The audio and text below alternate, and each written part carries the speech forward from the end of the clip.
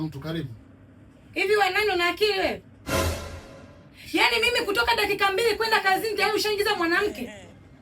Hivi unajielewa mwanamume? Unaona mimi mbona mliziki nyinyi? Yaani mimi kukukaribisha kwangu tuishi kama mke na mume, tayari ushaita mwanamke. Mpombe. Sasa mimi hapo wife utakuwa unanionea kwa kweli. Kwa sababu wakati mimi nakuja hapa jana, ukaniambia nijisikie hapa pale kama kwangu, yaani niwe na uhuru, mimi ndo mwanaume ndo mwenye maamuzi hapa. Sawa, ndo lete mwanamke ndani, ndo lete mwanamke ndani kwetu mume wangu. Hivi una akili wewe? Si ndo maana na mimi nikasemaje, kwa sababu yaani ni kama kwangu. Yaani mimi najijua kabisa kwamba pakisha kuwa kwangu, siwezi kukaa bila demu. Kwa hiyo mimi nikachukulia hapa ni kama kwangu. Kwa hiyo wewe huko mimi ndo nikaleta demu mwingine wanitaki. Kwa hapo mimi nilikuwa nachukulia ni kama kwangu, kama vile ulivyoniambia. Yaani kumbe wanani umeleta hapa kwa mwanamke mwingine?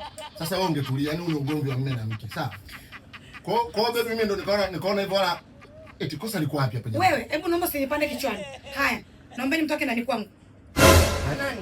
Naombeni muondoke ndani kwangu. Wani naomba naoje. Si muombe mwenye kwake jamani.